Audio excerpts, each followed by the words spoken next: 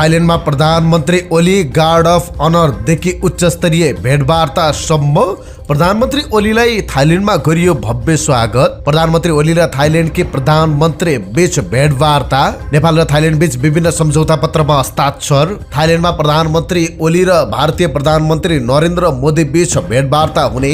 चैती छठ पर्व अन्तर्गत दोस्रो दिन खराना पर्व बनाइयो। एक्सरे गर्दा पत्रकार रजकको शरीरमा गोली लागेको पाइएन। चैत्य दशैंले बागलुङ कालिका मन्दिरमा बढे पर्यटक। दुर्गा प्रसाईको खोजीका लागि विशेष ब्युरोले लियो कमान्ड। कोटेश्वर भाटभाटेनी जोगाउने सुरक्षा गार्डलाई नगद 5 लाखको सम्मान। सुरक्षा गार्डले सम्मानपछि गौरव साथ भने 22 वर्ष जागिर खाएर सन्तान पढाए, घर गाडी जोडे। कंग्रेस महामन्त्री विश्वप्रकाश शर्माको भनाई 2084 पछि देउवा ओली र प्रचण्डले नेतृत्व छाड्नुपर्छ। राष्ट्रिय प्रजातन्त्र पार्टीका सांसद बुद्धिमान तामाङको भनाई तिनकुनेको मञ्चमा राजा र दुर्गा प्रसाईको फोटो एउटै साइजमा देखेपछि टाप कसे। भाटभाटेनी सञ्चालक मेनबहादुर गुरुङको भनाई दुर्गा प्रसाई गुण्डा नाइके हो, उसको कामले राज संस्था फर्कदैन। प्रश्न गर्दै भने भाटभाटेनीमा ढुङ्गा हान्ने लुट्ने, दुर्गा प्रसाईको बीएनसीमा ढुङ्गा हाने के हुन्छ, मन रुँदैन। देशभरका शिक्षकहरूले सुरु गरे काठमाडौँमा आन्दोलन। राजवादीको आन्दोलनमा मृत्यु भएका पत्रकार रजकको परिवारलाई भाटभाटेनीले 5 लाख रुपियाँ दिने, महर्जनको परिवारलाई 3 लाख रुपियाँ दिने। त्रिभुवन विमानस्थल खुल्ने समय बढ्यो, एयरलाइन्सले झिके भैरवा उडान। भैरवामा यात्रु बढ्दै थिए तर झिकिए उडान। वैदेशिक रोजगारीका 2 कारले नहुँदा भैरवामा भयो उडान कटौती। तिनकुने क्षेत्रमा आगजन र तोडफोडमा संलग्न थप 18 जना पक्राउ। गोली लागेर घाइते रेबिकालाई भेट्न अस्पताल पुगे राष्ट्रिय स्वतन्त्र पार्टीका सांसदहरू।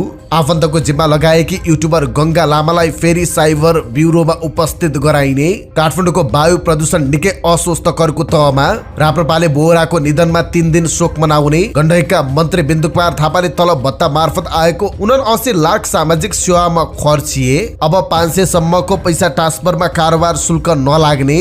राजवादीको निशानामा परेको जडीबुटी कम्पनीमा 28 करोड क्षति। अस्थायी टहरा बाटो उत्पादन गर्ने तयारी। उच्च मूल्यबाट घट्यो सुनको मूल्य। रफाका बासिन्दाहरू ईदको समयमा भाग्न बाध्य। इजिप्ट र अमेरिकी नेता बीच मध्यपूर्वको विकासबारे छलफल। स्पेनद्वारा इभी खरिदका लागि प्रोत्साहन योजना विस्तार। र अमेरिकामा हजारौं सरकारी कर्मचारीले जागिर गुमाउँदै गेटमै रोकिए। यी र यस्तै समाचार सहित देश विदेशका 25 महत्त्वपूर्ण खबर संक्षिप्त रूपमा लिएर आएका छौं। हाम्रो भिडियो सामग्री अन्तिमसम्म हेर्नुहोला। नमस्कार, इन्सा नेपाल न्युजमा यहाँहरू सम्पूर्णलाई हार्दिक स्वागत छ। म सुजन पौडेल। सदाका दिन जस्तै आज पनि हामी देश दुनियाँको ताजा अनि महत्त्वपूर्ण खबर अपडेट सहित तपाईमाझ उपस्थित भएका छौं। तपाईले हाम्रो न्युज बुलेटिन कहाँबाट हेर्दै हुनुहुन्छ कृपया आफ्नो गाउँठाउँको नाम तलको कमेन्ट बक्समा लेखिदिनु होला। प्रस्तुत गरेको समाचार सामग्री मन परेको छ भने कृपया हाम्रो भिडियो सामग्रीमा एउटा लाइक अवश्य गरिदिनु होला। आउनुहोस् आजको समाचार सुरुवात गरौँ थाइल्यान्डमा प्रधानमन्त्री केपी शर्मा ओलीलाई गरिएको भव्य स्वागत सम्बन्धी प्रसङ्गबाट। प्रधानमन्त्री केपी शर्मा ओली औपचारिक भ्रमणका लागि थाइल्यान्ड पुग्नु भएको छ। हिजो साँझ ब्याङ्कक पुग्नु भएका प्रधानमन्त्री ओलीलाई थाइल्यान्डको सेनाद्वारा गार्ड अफ अनर सम्मान गरिएको छ। यस्तै उहाँलाई ब्याङ्ककको सरकारी भवनमा थाइल्यान्डकी प्रधानमन्त्री पेथोङथाङ सेनावात्राले स्वागत गर्नुभएको छ। ओली र थाइल्यान्डकी प्रधानमन्त्री सिनावात्रासँग भेटवार्ता भएको छ। उहाँ उच्चस्तरीय भेटवार्तामा व्यस्त रहनु भएको छ। भेटवार्तामा प्रधानमन्त्री ओलीका साथ परराष्ट्र मन्त्री डाक्टर आर्जु राणा देउवा, प्रधानमन्त्रीका मुख्य सल्लाहकार विष्णु प्रसाद रिमाल, आर्थिक विकास सल्लाहकार डाक्टर युवराज खतिवडा, मुख्य सचिव एकनारायण अर्याल, परराष्ट्र मन्त्रालयका सचिव अमृत बहादुर राई लगायत रहनु भएको छ। परराष्ट्र मन्त्रालयका अनुसार भेटवार्तापछि संस्कृति र पर्यटनका क्षेत्रमा सहकारी सम्बन्धी सम्झौता पत्रमा हस्ताक्षर भएको छ। यसैगरी दुई देशबीचको गैर सरकारी र व्यावसायिक संस्थाबीच विभिन्न 6वटा सहमति पत्र आदान प्रदान भएको छ। सम्झौतापछि दुवै प्रधानमन्त्रीले संयुक्त पत्रकार सम्मेलन गर्नुभएको छ। त्यसपछि प्रधानमन्त्री ओली आफ्नो सम्मानमा समकक्षी सिनावात्राले आयोजना गरेको दिवा भोजमा सहभागी हुनुभएको छ। प्रधानमन्त्री ओलीले बुधबार नै थाई नरेश वजिरालोङकोनसँग शिष्टाचार भेटवार्ता गर्नुभएको छ। यस्तै प्रधानमन्त्री केपी शर्मा ओलीको औपचारिक थाइल्यान्ड भ्रमणमा दुई देशबीच विभिन्न सम्झौता पत्रमा हस्ताक्षर भएको छ। परराष्ट्र मन्त्री आर्जु राणा देउवाका अनुसार दुई देशबीच पर्यटन सहयोग आदान प्रदान गर्ने सम्बन्धी समझदारी पत्रमा हस्ताक्षर भएको छ। नेपाल उद्योग वाणिज्य महासंघ र थाइल्यान्डको chamber of commerce and board of trade बीच आपसी सहकारी तथा व्यापार व्यवसाय अभिवृद्धिका विषयमा समझदारी भएको छ। बहुक्षेत्रीय प्राविधिक तथा आर्थिक सहयोगको लागि बंगालको खाडीको प्रयास बिमस्टेकको 6औं शिखर सम्मेलनमा भाग लिन थाइल्याण्डको बैंककमा रहनुभएका प्रधानमन्त्री केपी शर्मा ओलीको भारतीय प्रधानमन्त्रीसँग भेटवार्ता हुने भएको छ। भारतीय प्रधानमन्त्री पनि यही सम्मेलनमा भाग लिँदै हुनुहुन्छ। शिखर सम्मेलनका दौरान दुई देशबीचका प्रधानमन्त्री बीच शुक्रबार साइडलाइन वार्ता हुने तय भएको परराष्ट्र मन्त्रालयले जानकारी दिएको छ। हामीले भेटवार्ताका लागि भारतीय प्रधानमन्त्रीसँग समय मागेका थियौं। भारतीय प्रधानमन्त्री सम्मेलनमा सहभागी हुने कुरा तय भएपछि मोदी र ओली बीचको वार्ता तय भएको परराष्ट्र स्रोतको भनाइ छ। बिमस्टेकको शिखर सम्मेलनमा जाने क्रममा प्रधानमन्त्री ओलीले मंगलबारबाट थाइल्याण्डको औपचारिक भ्रमण पनि सुरु गर्नुभएको छ। प्रधानमन्त्री ओली र थाइल्याण्डकी प्रधानमन्त्री बीच शुक्रबार औपचारिक भेटवार्ता भइसकेको छ। यस क्रममा दुई देशबीचका सरकारी र निजी क्षेत्रबीच विभिन्न सम्झौता एवं समझदारी पत्रमा हस्ताक्षर भएको छ। यसअघि संयुक्त राष्ट्र संघको महासभाका क्रममा अमेरिकाको न्युयोर्कमा गत असोज 7 मा दुई देशका प्रधानमन्त्री बीच औपचारिक भेटवार्ता भएको थियो। त्यसबेला 30 मिनेट दुई प्रधानमन्त्री बीच कुराकानी भएको थियो। सो वार्ता अघि तथा पछि पनि प्रधानमन्त्री ओलीले भारतीय समकक्षीबाट भारत भ्रमणको निम्ति कुरिरहनु भएको छ, तर हालसम्म भारतले भ्रमण तय गरेको छैन। प्रधानमन्त्री ओलीले भने न्युयोर्कमै मोदीलाई नेपालको भ्रमणको निम्ति दिनुभएको छ। त्यसबेला मोदीले चाँडै नेपाल भ्रमण गर्ने बताए पनि उहाँको भ्रमण पनि तय हुन सकेको छैन। नेपालले आगामी जेठमा काठमाडौँमा गर्न लागेको सगरमाथा संवादमा भाग लिन पनि मोदीलाई निम्ता पठाइएको छ, तर यस बैठकमा मोदी सहभागी हुने नहुने तय भएको छैन। प्रधानमन्त्री ओलीले शुक्रबार भेटमा मोदीलाई सगरमाथा संवादमा सहभागिताका लागि प्रत्यक्ष रूपमा अनुरोध गर्ने अपेक्षा गरिएको छ। सो भेटवार्ताका क्रममा ओलीको बहुप्रतीक्षित भारत भ्रमणबारे ठोस उपलब्धि हुन सक्ने पनि नेपाली अधिकारीहरू बताउँछन्। सूर्य उपासनाको 4 दिने महापर्व चैती छठ पर्व अन्तर्गत दोस्रो दिन खराना पर्व मनाइएको छ। धार्मिक विधिपूर्वक सम्पूर्ण मिथिलाञ्चलमा मङ्गलबारदेखि सुरु भएको चौती छठ पर्वको दोस्रो दिन साँझपख मिथिलाको घर घरमा कुलदेवताको पूजा गर्दै भगवान सूर्य देवता र छठी मातालाई छठ पर्व स्वीकार गर्नका लागि आगमनको निम्तो दिएर खराना पर्व मनाइएको छ। व्रतालुहरू दिनभरि निर्जल एवं निराहार उपवास बसेर साँझपख घर घरमा खीर, पुरी, लड्डु, केरा, तुलसीको पातको प्रसाद तयार गरी कुलदेवताको पूजा गरेर सूर्य भगवान र छठी मातालाई चौथी छठ पर्वको निमन्त्रणा दिनुका साथै प्रसाद चढाउने चलन रहेको जलेश्वर 8 की व्रतालु महिला सुमित्रा देवीको भनाइ छ।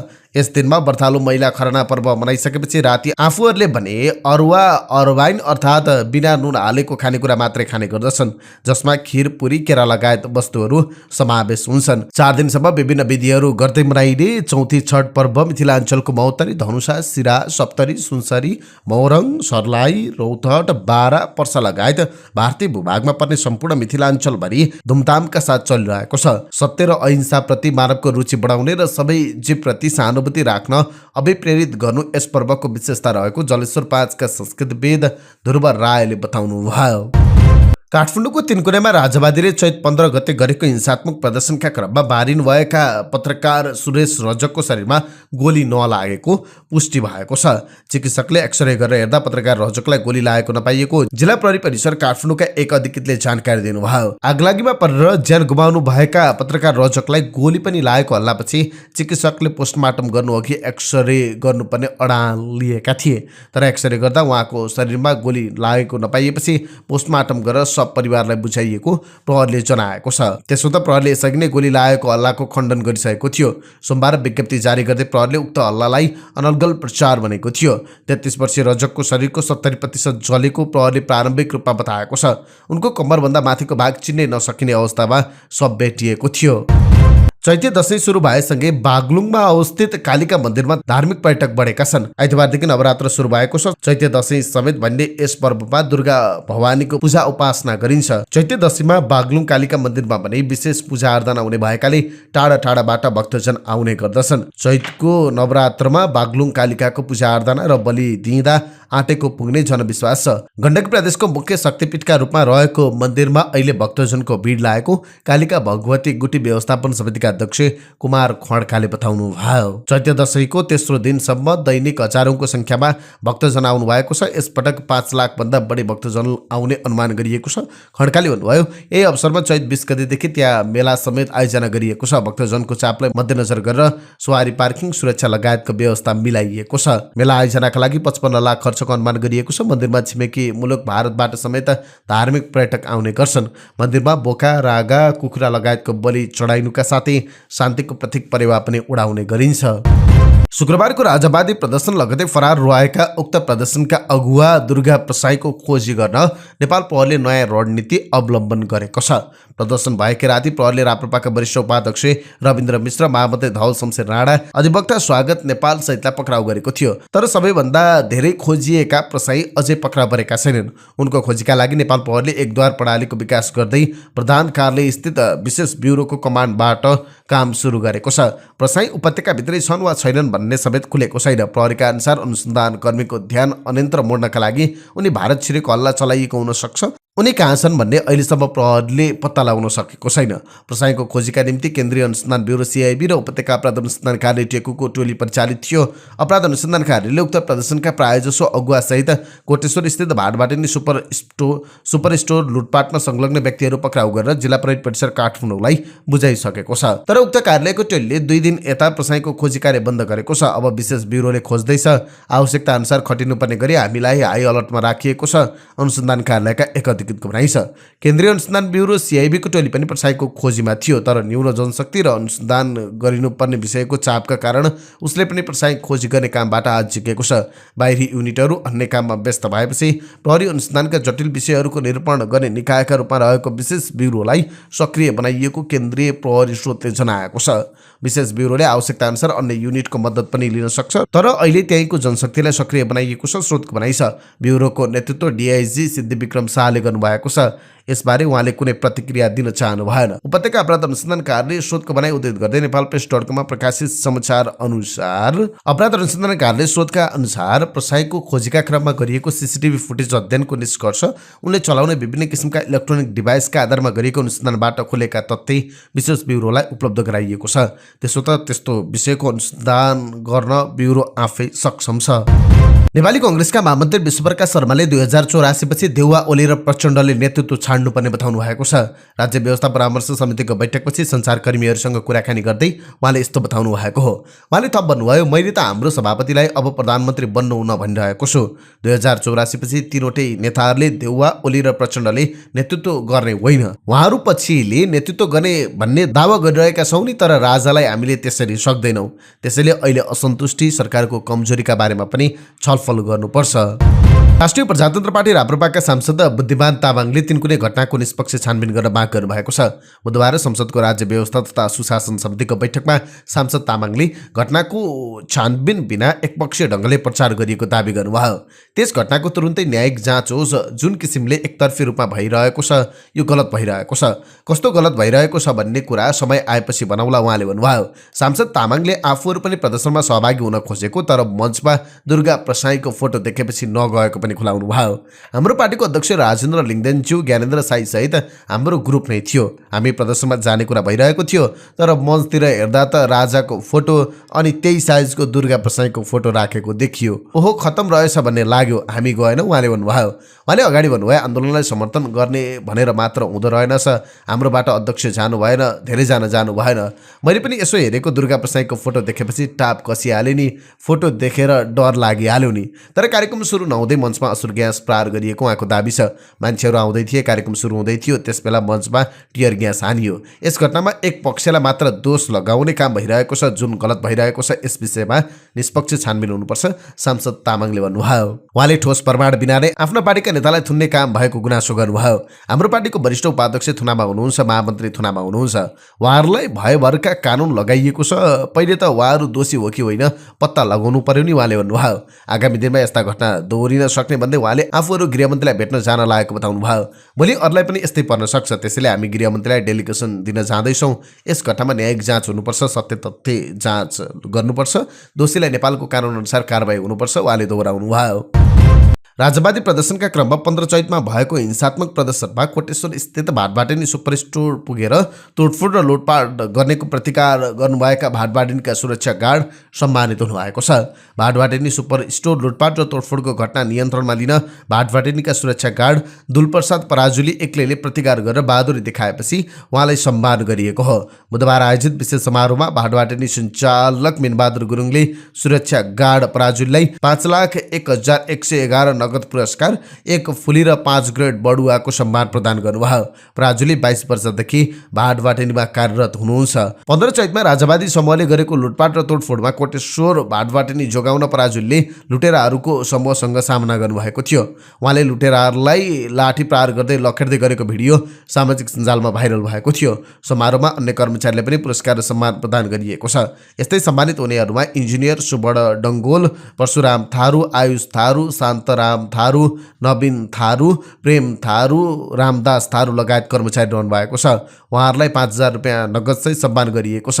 भाटभाटेनी सञ्चालक गुरुङले सम्मान समारोहमा बोल्दै राजावादीले भाटभाटेनीमा धावा बोलेर लुट्ने काम गरेको भन्दै निकै खेदजनक रहेको बताउनुभयो। विगतमा पनि आन्दोलनका कार्यक्रम हुँदै आएका थिए, तर अहिले जस्तो निजी र सार्वजनिक सम्पत्तिमा धावा बोल्ने गतिविधि भएका थिएनन्। गुरुङले भन्नुभयो, अरूको सम्पत्ति तोडफोड गर्ने र समाज सुसूचित गराउने, फोटो पत्रकार जलाएर मार्ने बर्बर आन्दोलन कहिल्यै देखिएको थिएन। आज भाटभाटेनी लुट्नेले भोलि अरू व्यवसायीको सम्पत्ति पनि नलुट्लान् भन्न नसकिने उहाँले बताउनुभयो। गत चैत 15 गते भएको राजवादीहरूको हिंसात्मक प्रदर्शनका क्रममा कोटेश्वर स्थित भाटभाटेनी सुपरमार्केटमा तोडफोड र लुटपाट भयो। घटनामा 70 लाखभन्दा बढीको क्षति भएको भाटभाटेनीका सञ्चालक मिनबहादुर गुरुङले बताउनु भएको छ। लुटपाटका क्रममा भाटभाटेनीका सुरक्षा गार्ड दुलप्रसाद पराजुलीले एक्लै प्रतिकार गर्नुभयो। उहाँले लुटेराहरूलाई पिट्दै लखेटेको भिडियो सामाजिक सञ्जालमा भाइरल भएको छ। उहाँको योगदानका लागि भाटभाटेनीले 5 लाख रुपियाँ पुरस्कार दिइसकेको छ। सम्मानपछि पराजुलीलाई केही बोल्न आग्रह गरियो। सम्भवतः पहिलोपटक यसरी माइकमा सम्बोधन गर्नुभएका पराजुलीले केही लजाउँदै आफ्नो भनाइ राख्नुभयो। उहाँले 22 वर्षदेखि भाटभाटेनीमा जागिर खाएको र घरगाडी जोडेको सुनाउँदा कार्यक्रमका सहभागीले हौसलामा ताली बजाएका थिए। बुझिएअनुसार पराजुलीका छोरा आइटी इन्जिनियर रहनु भएको छ। पराजुलीको भनाइ छ, मैले जागिर खाएको 58 सालदेखि हो। त्यही जागिर खाएर जग्गा किने, घर बनाए, त्यहीबाट छोरा पढाए, छोराको बिहे गरे, गाडी किने। त्यो दिनको बारेमा उहाँको भनाइ के छ त? त्यो दिन आतंककारी आए, ढुङ्गामुढा गर्न थाले। ज्यान त जोगाउनु पर्यो भनेर साइड लागेर बस्यौँ। हामी साइडमा बस्दाखेरि उनीहरू सबै पसेर लुट्न थाले। फलफुल, बियरका बोतल, वाइन, राइस कुकर, फ्रिज सबै लिएर गए। लौ भएन भनेर हामी सबैजना टिम मिलेर यता आयौँ। अरू भित्रबाट लखेट्ने, म चाहिँ बाहिर बसेर ड्याङ्की ड्याङ हाने। बाहिर म एक्लै भए पनि डर लागेन। धन्यवाद, उहाँको भनाइ थियो। भाटभाटेनी सुपरमार्केटका सञ्चालक मिनबहादुर गुरुङले राज संस्था पुनर्स्थापनाका लागि गठित संयुक्त जनआन्दोलन समितिले तोकेका जन कमान्डर तथा मेडिकल व्यवसायी दुर्गा प्रसाई गुण्डा नाइके भएको टिप्पणी गर्नुभएको छ। यस्तै गुण्डा नाइके विगतमा धरानमा रहेको उल्लेख गर्दै गुरुङले व्यवसायीहरू त्यसबेला धरान छाडेर विराटनगर पलायन हुन पुगेको स्मरण पनि गर्नुभयो। प्रसाईले विगत लामो समयदेखि व्यवसायीहरूमाथि धावा बोल्दै आए पनि राज्यले पुलपुल आउँदा 3 कुनै घटना घटेको र आगजनी, तोडफोड र 2 जना युवाको मृत्यु समेत हुन पुगेको गुरुङले बताउनुभयो। प्रसाईको आह्वानमा राज संस्था पुनर्स्थापनाका लागि भन्दै चैत 15 गते 3 कुनेमा प्रदर्शन भएको थियो। प्रदर्शनकारीले सुरक्षा घेरा तोड्न खोज्दा झडप भएको थियो। प्रहरीले पानीका फोहरा, असुर ग्यास र गोली चलाउनु परेको थियो भने प्रदर्शनकारीले तोडफोड, आगजनी र लुटपाट गरेका थिए। सोही दिन कोटेश्वर स्थित भाटभाटेनी सुपर मार्केटको भवनमा ढुङ्गा प्रहार र लुटपाट हुँदा करिब 80 लाख रुपियाँको क्षति पुगेको छ। उहाँले भन्नुभयो, एउटा गुण्डा नाइके, म भन्छु दुर्गा प्रसाई गुण्डा नाइके हो, गुण्डाकै नाइके हो त्यो। गुरुङले भन्नुभयो, उसको चलन क्रियाले राज संस्था फर्किँदैन। म ठोकुवा गरेर भन्छु, भाटभाटेनीलाई ढुङ्गा हानेर लुटपाट गरेर राज संस्था फिर्ता हुन्छ? उहाँको प्रश्न थियो। नेपालको संविधान मेटिन्छ? हामी बुझ्दैनौँ, उहाँले प्रश्न गर्नुभयो। यस्तै प्रविधिले गर्दा व्यवसायीहरूले देश छाड्ने अवस्था बनेको उहाँले बताउनुभयो। मैले लाल पूर्जा हेरेर जग्गा किन्दा सङ्गठित अपराध गर्यो भन्ने, सरकारी जग्गा व्यक्तिका नाममा ल्यायो सङ्गठित अपराध भनेर जेल हाल्ने मलाई, एउटा डनलाई छाडा छोड्ने, उहाँले प्रश्न गर्नुभयो। यस्तो नाइकेको पछि नलाग्न म आम नागरिकलाई आग्रह गर्दछु। उहाँले अन्यायका विरुद्ध लड्नुपर्ने पनि बताउनुभयो। चैत 15 गतिको आन्दोलनको लिडर कमान्डर दुर्गा प्रसाईको बीएनसी अस्पतालमा गएर हामीले ढुङ्गा हान्यो र लुटपाट गर्यो भने के हुन्छ? प्रसाईको मन रुँदैन, चित्त दुख्दैन? मिनबहादुर गुरुङ र भाटभाटेनी परिवारको पनि मन दुखेको छ। त्यस्तो काम गर्न हुन्छ? उहाँले प्रश्न गर्नुभयो। नेताहरूका घरमा ढुङ्गा हान्ने आन्दोलनका नायिकाको घरमा हान्यो भने के हुन्छ? हामीले चाहेको यही हो, उहाँले प्रश्न गर्नुभयो। जनताले सङ्घर्ष गरेर ल्याएको गणतन्त्र पछिको परिघटना यही हो, यो निन्दनीय छ, उहाँले प्रश्न गर्नुभयो। आफू व्यवसायीसँगै सचेत नागरिक पनि रहेको उहाँले बताउनुभयो। म सरकारलाई भन्छु, एउटा नागरिकलाई जे पनि भन्न दिनु र जे पनि गर्न दिनु हुँदैन थियो। राज्यले के हेऱ्यो, व्यवसायी दलाल हो भन्न छुट दियो, ब्याङ्कको पैसा नतिर भनेर आह्वान गर्दा प्रसाईलाई छुट दियो। त्यसैको परिणाम हो 2 जना नेपालका महान युवाको मृत्यु भयो। उहाँले भन्नुभयो। राप्रपाका एकजना मित्र रहेको उल्लेख गर्दै उहाँले यो घटनापछि उनले फोन गर्न नसकेको बताउनुभयो। मेरा एकजना मित्र राप्रपाको एउटा पोजिसनमा हुनुहुन्छ, यसपालि उहाँले फोन गर्न सक्नु भएन। सानो घटना भए पनि फोन गर्नुहुन्थ्यो, यसो गर्नुहोस् उसो गर्नुहोस् भन्नुहुन्थ्यो। उहाँले भन्नुभयो यस्तो गलत काम गरेपछि उहाँलाई पनि लाज लाग्यो होला, सम्पर्क गर्न सक्नु भएको छैन। उहाँले भाटबाटिनी नेपालीको सुविधाका लागि खुलेको एउटा संस्था भएको पनि बताउनुभयो। भाटबाटिनी सुपरमार्केटका सञ्चालक मिनबहादुर गुरुङले राजवादीको आन्दोलनका क्रममा ज्यान गुमाउनु भएका पत्रकार सुरेश रजक र सबिन महर्जनको परिवारलाई आर्थिक सहयोग दिने बताउनु भएको छ। गुरुङले एक कार्यक्रमको आयोजना गर्दै एभिन्यूजका पत्रकार रजकको परिवारलाई राहत स्वरूप 5 लाख र कीर्तिपुरका महर्जनको परिवारलाई 3 लाख सहयोग गर्ने घोषणा गर्नुभएको हो। चैत 15 गते राजवादी समर्थकहरूले तिनकुनेमा एक व्यापारी भवनमा आगजनी गर्दा पत्रकार रजकको जलेर मृत्यु भएको थियो भने महर्जनको गोली लागेर मृत्यु भएको थियो। नेपाल प्राज्ञिक मञ्चले काठमाडौँमा पदयात्रा गरेको छ। बुधबार बिहान प्राज्ञिक मञ्चले काठमाडौँको भद्रखाली रत्नपार्क जमल नारायणरेटी 4 नारायण मन्दिरसम्म पदयात्रा गरेको हो। उनीहरूले गत चैत 15 गते काठमाडौँको तिनकुनेमा भएको हिंसात्मक आन्दोलनका क्रममा दिवंगत भएकाहरूको आत्माको चिर शान्तिको कामना गर्दै पदयात्रा गरेका हुन्। साथै आन्दोलनको क्रममा घाइते भएकाहरूको शीघ्र स्वास्थ्य लाभको कामना समेत गरिएको छ। गत चैत 15 गते भएको राजवादीको प्रदर्शनका क्रममा 2 युवकको ज्यान गएको थियो। प्राज्ञिक मञ्चले नेपालमा शान्ति एवं सुव्यवस्था स्थापनाका लागि पदयात्रा गरेको जनाएको छ। प्राज्ञिक मञ्चको पदयात्रामा संस्कृतविद डाक्टर जगमान गुरुङ लगायतको उपस्थिति रहेको थियो। प्राज्ञिक मञ्चको पदयात्रामा संस्कृतविद डाक्टर जगमान गुरुङ लगायतको उपस्थिति रहेको थियो। विद्यालय शिक्षा ऐन जारी गर्न माग गर्दै देशभरका शिक्षकहरू काठमाडौँ आइपुग्नु भएको छ। शिक्षक महासङ्घको अगुवाईमा हुन लागेको आन्दोलनमा सहभागी हुन शिक्षकहरू काठमाडौँ आइपुग्नु भएको हो। महासङ्घको सहअध्यक्ष एवं आन्दोलन परिचालन समितिका संयोजक नानुमाया पराजुलीका अनुसार बुधबारको र्यालीमा 1.5 लाख बढी शिक्षक कर्मचारी सहभागी रहनु भएको छ। शिक्षकहरू काठमाडौँ भित्रनु भएको छ। 1.5 लाख शिक्षक कर्मचारीको र्याली निस्कन्छ। उहाँले भन्नुभयो भोलि शिक्षक कर्मचारी थपिनुहुन्छ। आन्दोलनलाई शान्तिपूर्ण बनाउन 800 स्वयंसेवक परिचालन गरिएको उहाँले बताउनुभयो। हाम्रो आन्दोलन शान्तिपूर्ण हुन्छ, अनुशासित र मर्यादित बनाउन 800 स्वयंसेवक परिचालन गरेका छौँ। प्रदेशबाट पनि 100 जना परिचालन गरिएको छ उहाँले भन्नुभयो। विगतको सहमति अनुसार ऐन जारी भए तत्काल आन्दोलन छोडेर घर फर्किने उहाँले बताउनुभयो। सरकारसँग सौदाबाजी छैन। विगतको सहमति अनुसार विद्यालय शिक्षक विद्यार्थी कर्मचारी मैत्री अग्रगामी ऐन तत्काल जारी गरियोस् भन्ने एक सूत्रीय माग हो। शिक्षा विधेयक संसदमा दर्ता भएपछि 2080 चैत 3 मा शिक्षकहरू सडक आन्दोलनमा आउनु परेको थियो। 3 दिनको आन्दोलनपछि सरकारसँग महासङ्घ सहित अन्य सङ्घ सङ्गठन बीच असोज 5 गते 6 बुधे सहमति भएको थियो। सो सहमति अनुसार ऐन जारी गर्न शिक्षकहरूले माग गरेका छन्। तर हिउँदे अधिवेशन अन्त्य भएको छ। हाल विधेयक संसदको शिक्षा समितिमा छलफलको क्रममा छ। वर्षीय अधिवेशनमा संसदमा पेश गर्ने गरी समितिले उपसमिति बनाएर काम गरिरहेको छ।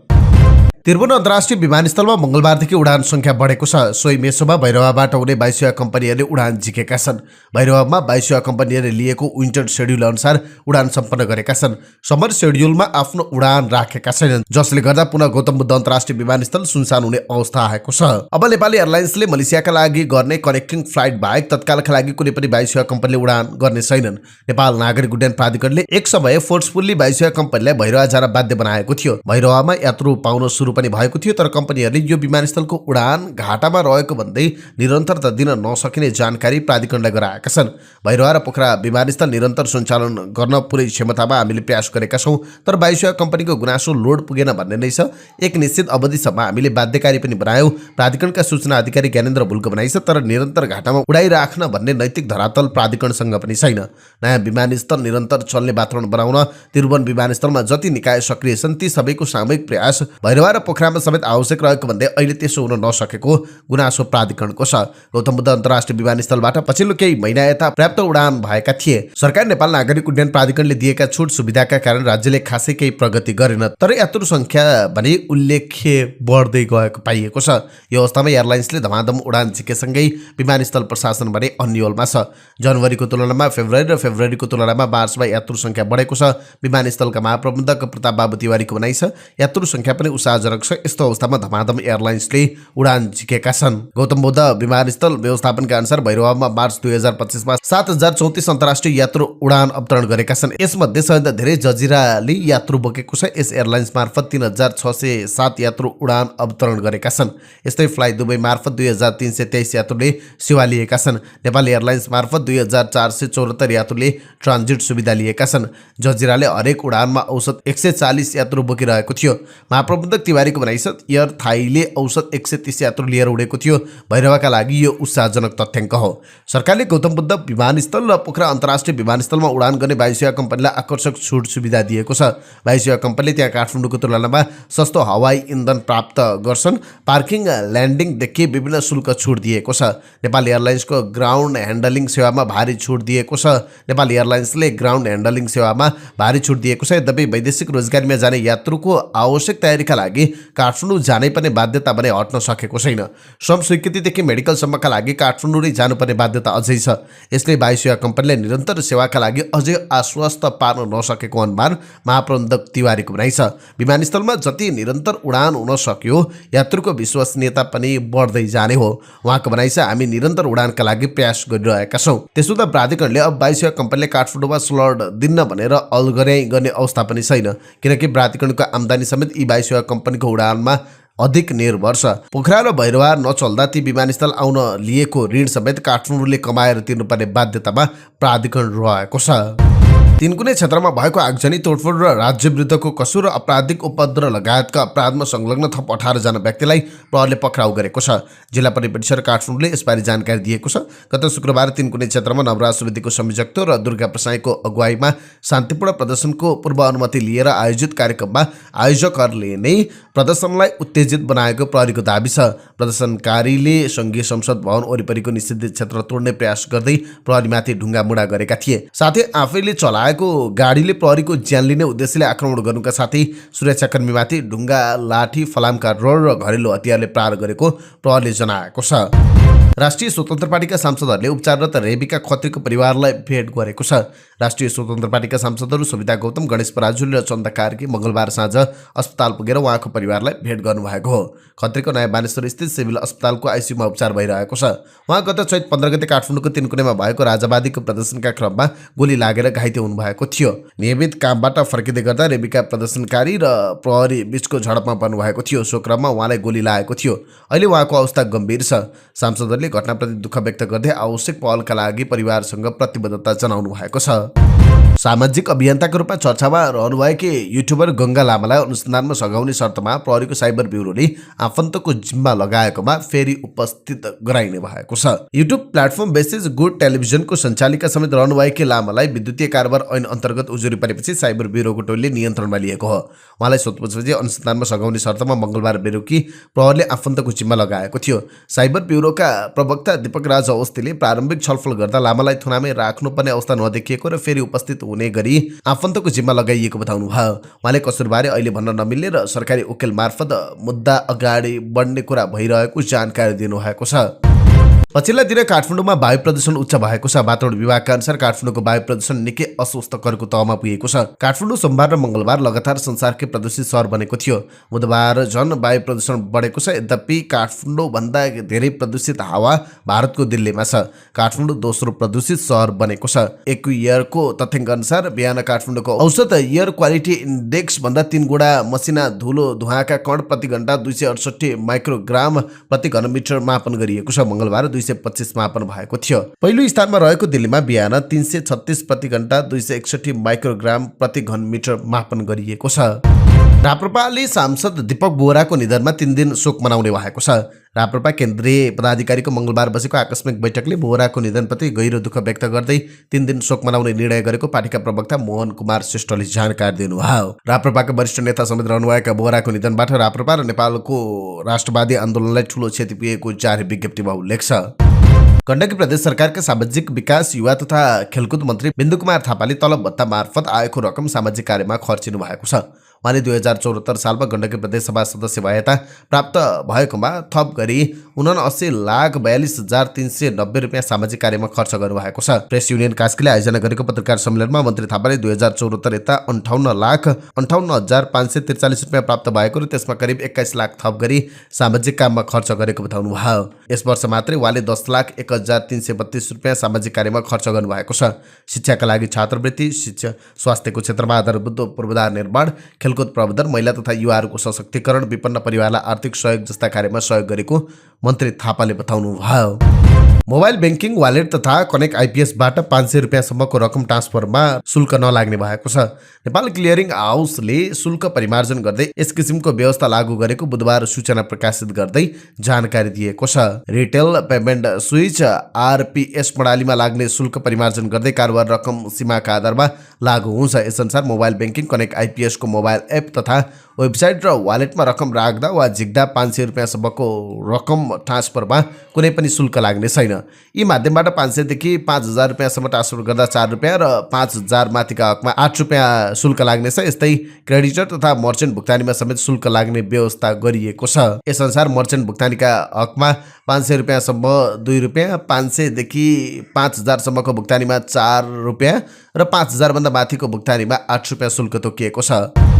यही चैत 15 गते शुक्रबार राजावादी समर्थकले जडीबुटी उत्पादन तथा प्रशोधन कम्पनी लिमिटेडमा तोडफोड र आगजनी गरे। उक्त आगजनीबाट कम्तीमा 28 करोड बराबरको क्षति भएको प्रारम्भिक अनुमान गरिएको छ। कम्पनीकी महाप्रबन्धक सङ्गीता यादवका अनुसार प्रारम्भिक विश्लेषण अनुसार आगजनीबाट 28 करोड बराबरको क्षति भएको विवरण निकालिएको छ। जीएमपी अनुसार सञ्चालन गरिएको भवन लगायत स्वचालित उपकरण जलेर ध्वस्त हुँदा उत्पादन ठप्प छ। अस्थायी संरचना तयार गरेर भए पनि उत्पादन सुरु गर्ने र त्यसका लागि सरकारी निकायको ध्यानकर्षण हुनुपर्ने यादवले बताउनुभयो। कम्पनी पुरानै अवस्थामा फर्किने आशामा रहेको महाप्रबन्धक यादवको भनाइ छ। सबै जलेर खराइनमा परिणत गरिदिए। विभिन्न चुनौतीबीच कम्पनीले प्रगति गरिरहेको थियो, शाखा पनि विस्तार गरिरहेका थियौँ। यादवले भन्नुभयो, कम्पनी पुनः आफ्नै खुट्टामा उभ्याउनुपर्छ, त्यसका लागि सबैको साथ सहयोगको अपेक्षा छ। उहाँले अगाडि थप भन्नुभयो, कम्पनीलाई पुनः सुरु गर्न सरकारको साथको आवश्यक छ। वन मन्त्रालयसँग 10 करोड बाहेका छौँ। सरकारले यसलाई गम्भीर भएर सोचिदिनुपर्छ। अस्थायी टहरा बनाएर भए पनि उत्पादन गर्ने योजनामा छौँ। गुड म्यानुफ्याक्चरिङ प्र्याक्टिस सुविधासहितका 2वटा भवनमा क्षति पुग्नका साथै औषधि उत्पादनमा प्रयोग हुने कच्चा पदार्थ, उपकरण, फर्निचर, कागजात, प्याकेजिङ लगायतका सामग्री जलाएर नष्ट गरिदिएका छन्। भवनहरू खण्डहर बनाइदिएका छन्। भएका उपकरण र अन्य सामग्री जलेर खरानी भएका छन्। परिसरमा सिसाको टुक्रा यत्रत्यत्र छरिएका छन्। बस्न योग्य कुनै कोठा छैन। परिसरमा रहेका 1 दर्जन बढी गाडी र मोटरसाइकलको अस्थिपञ्जर मात्रै बाँकी छ। अहिले खण्डहर भवनमा रहेका भग्नावशेष र खरानी पन्छाउने काम जारी छ। त्यो दिन सम्झिँदा मन भक्कानिन्छ। काली लाग्दो क्षण सम्झँदै उहाँले भन्नुभयो, जनमानसमा सन्चो उत्पादन गर्ने संस्थाका रूपमा चिनिएको कम्पनी आफ्नै अगाडि खरानी भएको देख्दा आँखाबाट आँसु नै आयो, मन थाम्न सकिन। उहाँले भन्नुभयो, पहिलेको अवस्थामा कम्पनीलाई ल्याउन कठिन भए पनि प्रयास र सम्मेलन भइरहेको उहाँले बताउनुभयो। 2038मा स्थापित सरकारको स्वामित्व भएको यो कम्पनीले विभिन्न औषधियुक्त एवं सुगन्धित जडीबुटीहरूको सङ्कलन र प्रशोधन गर्दै आएको थियो। कम्पनीले अहिले सन्चो बाम, सन्चो शिलाजित, हिमालय मसाज तेल, बाम तेल, सन्चो जट्टा केश तेल, सन्चो पेन रिलिफ आयल उत्पादन गर्दै आएको छ। तीमध्ये सन्चो जडीबुटी उत्पादन तथा प्रशोधन कम्पनी टिकाउने प्रमुख उत्पादन हो। उच्च मूल्यबाट सुनको भाउ ओर्लिएको छ। अघिल्लो दिन हालसम्मकै उच्च मूल्य प्रति तोला 1,79,700 रुपियाँ पुगेको सुन 600 रुपियाँ घटेको छ। नेपाल सुनचाँदी व्यवसाय महासङ्घले बुधबारका लागि भाउ प्रति तोला 1,79,100 रुपियाँ तोकेको थियो। चाँदीको भाउ 15 रुपियाँ घटेको छ। अघिल्लो दिन प्रति तोला 2,035 रुपियाँ रहेको चाँदी बुधबार 2,020 रुपियाँमा झर्यो। अब के अन्तर्राष्ट्रिय प्रसङ्ग संक्षिप्त रूपमा विश्वभरका मुस्लिमहरूले खुसी र पारिवारिक जमघटका साथ ईद उल फित्र मनाउँदै गर्दा गाजा पट्टीमा रहेका रफाहका बासिन्दाले तीव्र इजरायली सैन्य कारबाही अन्तर्गत आफ्नो घर छाडेर विस्थापनको अर्को लहरको सामना गर्नु पर्यो। इजरायली सेनाले रफाका ठूला क्षेत्रहरूका लागि नयाँ निकासी आदेश जारी गर्यो, जसले 10,000 मानिसहरूलाई असर गरेको छ। खान युनिसको पश्चिममा रहेको अल मावासीको तटीय क्षेत्र पहिले नै विस्थापित मानिसहरूले भरिएको छ। पर्याप्त आश्रय, खाना र चिकित्सा आपूर्तिको अभाव छ। गाजामा इजरायली हवाई आक्रमण जारी छ। गाजा आधारित स्वास्थ्य अधिकारीहरूका अनुसार 48 घण्टामा स्थानीय अस्पतालमा 80 शव र 305 घाइते रेकर्ड गरिएका छन्। झोला र आवश्यक सामानहरू बोकेर विस्थापित परिवारहरू रफाका कच्चा सडकहरूमा यात्रा गरिरहेका छन्। उनीहरूको अभिव्यक्ति थकान र निराशाले भरिएको छ। इजिप्टका राष्ट्रपति अब्देल रफा अल सिसी र अमेरिकी राष्ट्रपति डोनाल्ड ट्रम्पले मङ्गलबार मध्यपूर्वको विकासबारे छलफल गरेका छन्। टेलिफोन वार्ताको क्रममा दुई नेताहरूले मध्यपूर्व क्षेत्रमा शान्ति पुनर्स्थापित गर्न मध्यस्थता प्रयासहरूको बारेमा छलफल गरेका छन्। इजिप्टको राष्ट्रपति कार्यालयको एक विज्ञप्ति अनुसार यसले लाल सागरमा नेभिगेसनमा सकारात्मक प्रभाव पार्ने र संलग्न सबै पक्षहरूको आर्थिक क्षति रोक्न मद्दत गर्ने उल्लेख छ। स्पेनी सरकारले विद्युतीय सवारी साधन इभी खरिदलाई प्रोत्साहन गर्ने आफ्नो मुभ्स आईआईआई योजनाको विस्तारलाई अनुमोदन गरेको छ। सन् 2025 को सुरुवातदेखि पूर्वव्यापी रूपमा लागू हुने यो योजना वर्षको अन्त्यसम्म लागू हुनेछ। यसले विद्युतीय कार किन्ने र आफ्नो पुरानो सवारी साधन स्क्रैप गर्ने व्यक्तिलाई 7,000 युरो अर्थात् 7,560 अमेरिकी डलरसम्मको अनुदान प्रदान गर्नेछ। व्यावसायिक सवारी साधनका लागि सहायता 9,000 युरोसम्म बढ्छ। योजनाले इभी खरिदका लागि 15% आयकर कटौती अधिकतम 3,000 युरोसम्म पनि कायम राखेको छ। मन्त्री परिषदको साप्ताहिक बैठकपछि पारिस्थितिक संक्रमण मन्त्रीले यो घोषणा गरेकी हुन्। अमेरिकामा संघीय स्वास्थ्य कर्मचारीहरूको कटौती सुरु भएको छ। कर्मचारी कटौती निर्णय कतिपय कर्मचारीहरू कार्यालय परिसर पुगेपछि मात्र थाहा पाएका थिए।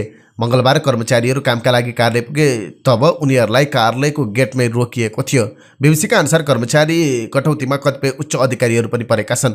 अमेरिकी स्वास्थ्य मन्त्रीले गत हप्ता नै 10,000 कर्मचारीलाई जागिरबाट निकाल्ने घोषणा गरेका थिए। अमेरिकी राष्ट्रपति कार्यालयले पनि गत हप्ता फुड एन्ड ड्रग एडमिनिस्ट्रेसनबाट 3,500 कर्मचारी हटाउने योजना रहेको जनाएको थियो। यस्तै United States Center for Disease Control and प्रिभेन्सनबाट 2,400 कर्मचारी हटाइनेछ। त्यस्तै राष्ट्रिय स्वास्थ्य संस्थानबाट पनि 1,200 कर्मचारी निकाल्ने प्रशासनले जनाएको छ। यिनै समाचार सामग्री सहित हामी समाचारको अन्त्यमा आइपुगेका छौँ। प्रस्तुत गरेको समाचार सामग्री मन परेको छ भने कृपया हाम्रो भिडियो सामग्रीमा एउटा लाइक अवश्य गरिदिनु होला। हाम्रो बिहानी न्युज बुलेटिन हरेक दिन बिहान 5 बजे हाम्रो यस युट्युब च्यानलमा हेर्न सक्नुहुन्छ।